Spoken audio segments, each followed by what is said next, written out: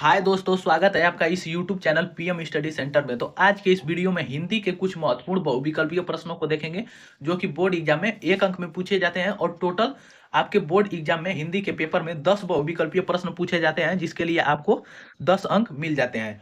5 बहुविकल्पीय प्रश्न हिंदी गद्य से पूछे जाते हैं, जबकि 5 बहुविकल्पीय प्रश्न हिंदी पद से पूछे जाते हैं, काव्य से पूछे जाते हैं। और आज के इस वीडियो में हमारा 20 मोस्ट इंपॉर्टेंट बहुविकल्पीय प्रश्न है जो कि गद्य और पद्य दोनों से मिलाकर है।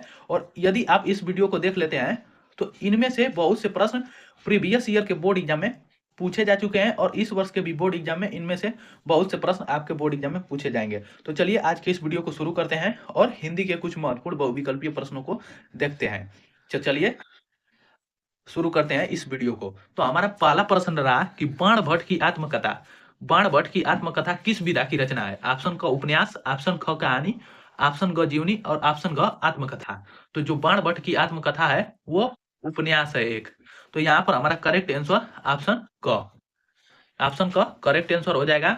और बाणभट्ट की आत्मकथा के लेखक हजारी प्रसाद द्विवेदी जी हैं। और यह क्वेश्चन मोस्ट इंपॉर्टेंट क्वेश्चन है क्योंकि यह बोर्ड एग्जाम में अधिक बार पूछा जा चुका है, और इस प्रश्न का बोर्ड एग्जाम में आने की पूरी संभावना है, तो इसे आप जरूर तैयार कर लीजिए। चलिए दूसरा प्रश्न रहा हमारा कि नदी के द्वीप के रचनाकार हैं। ऑप्शन क अगे, ऑप्शन ख नागेंद्र, ऑप्शन ग कृष्णदास और ऑप्शन ग भीष्म साहनी। तो नदी के जो द्वीप है उसके रचनाकार हैं सचिदानंद, हीरानंद, वत्सायन, अज्ञे जी। तो ऑप्शन को हमारा करेक्ट आंसर हो जाएगा। और नदी के द्वीप है जो वह एक उपन्यास है। यह कौन सा विधा है? तो उपन्यास है। चलिए तीसरे प्रश्न को देखते हैं। तो तीसरा प्रश्न रहा हमारा कि शेखर एक जीवनी के लेखक हैं। ऑप्शन क भीष्म साहनी, ऑप्शन ख जयशंकर प्रसाद, ऑप्शन ग अज्ञे और ऑप्शन ग भगवती चरण वर्मा। तो शेखर एक जीवनी के जो लेखक हैं वो सचिदानंद, हीरानंद, वात्स्यायन, अज्ञे जी हैं। तो ऑप्शन ग हमारा करेक्ट आंसर हो जाएगा।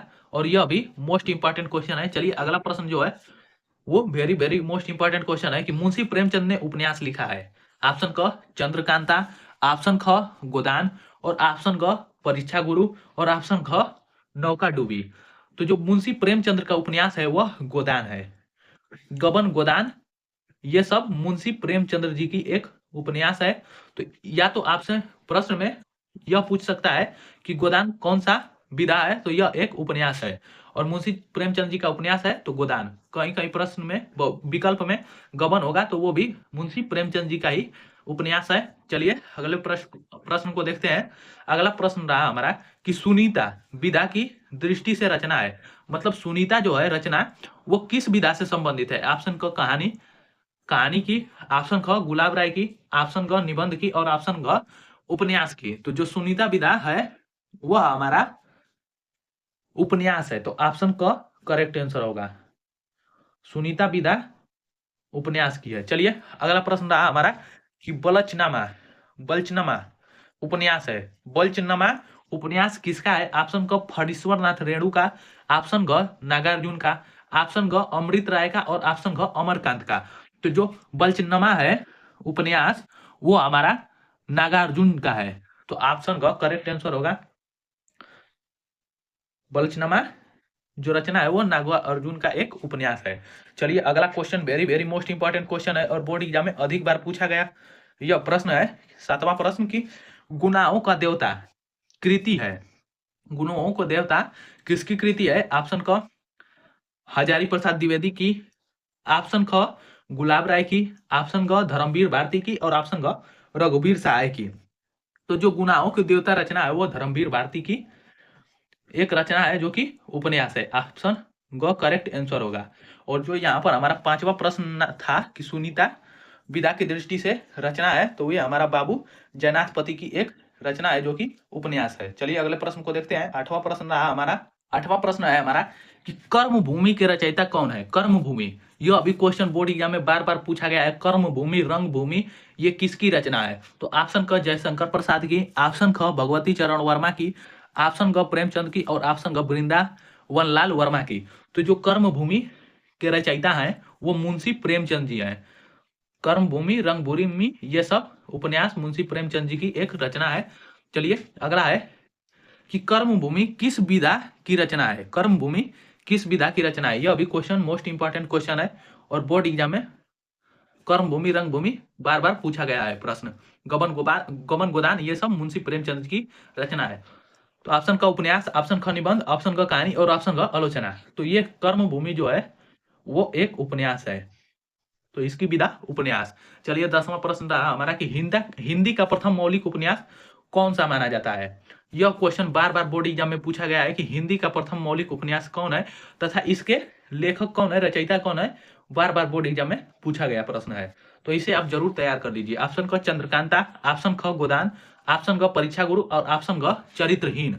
तो जो हिंदी का प्रथम मौलिक उपन्यास है उसे हम परीक्षा गुरु है, जिसे हिंदी का प्रथम मौलिक उपन्यास माना जाता है, जो कि लाला श्रीनिवास दास द्वारा रचित हिंदी का प्रथम मौलिक उपन्यास है। चलिए अगला प्रश्न रहा हमारा 11 नंबर कि प्रेमचंद्र की कहानी का नाम है। ऑप्शन क कफन, ऑप्शन ख गुंडा, ऑप्शन ग रोज और ऑप्शन ग चरित्रहीन।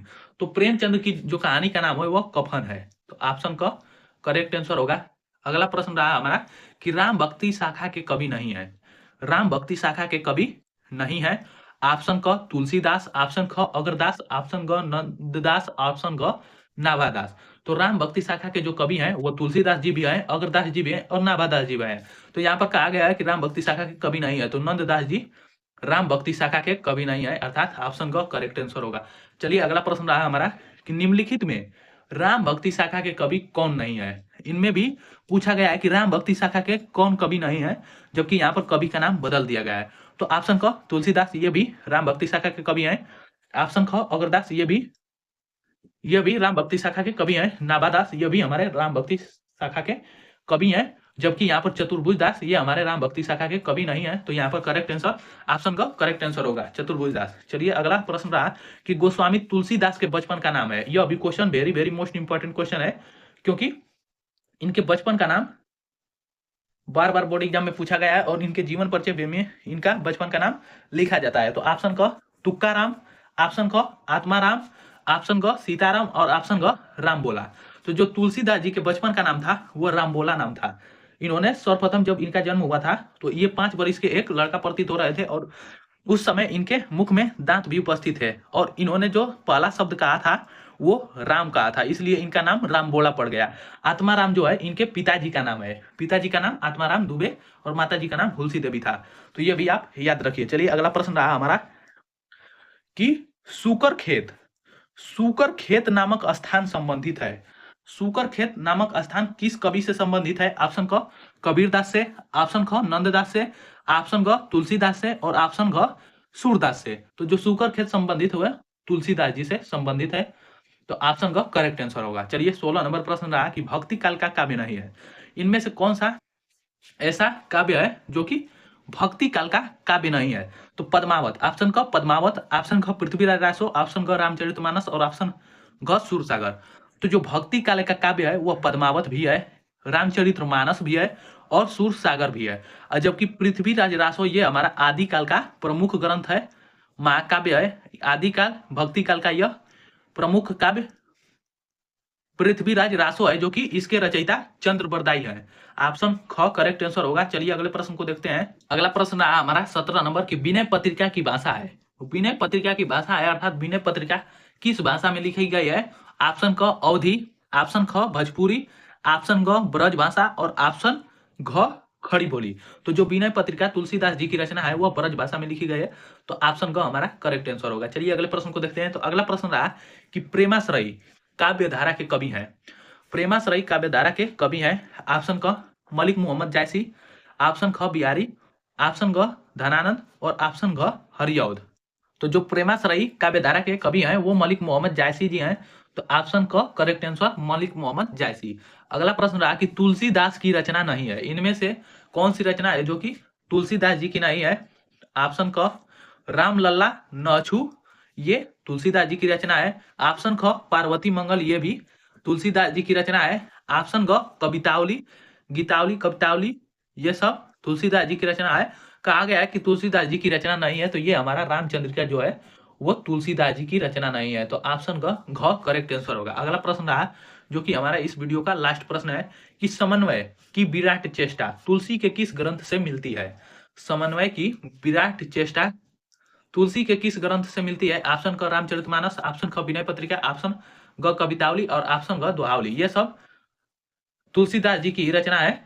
रामचरितमानस, विनय पत्रिका, कवितावली, गीतावली, दोहावली, ये सब तुलसीदास जी की रचना है। तो किससे मिलती है समन्वय की विराट चेष्टा? तो ये इसका जिक्र किया गया है रामचरितमानस में।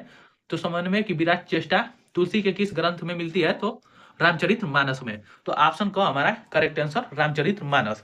तो आज के वीडियो में बस इतना ही, मिलते हैं नेक्स्ट वीडियो में।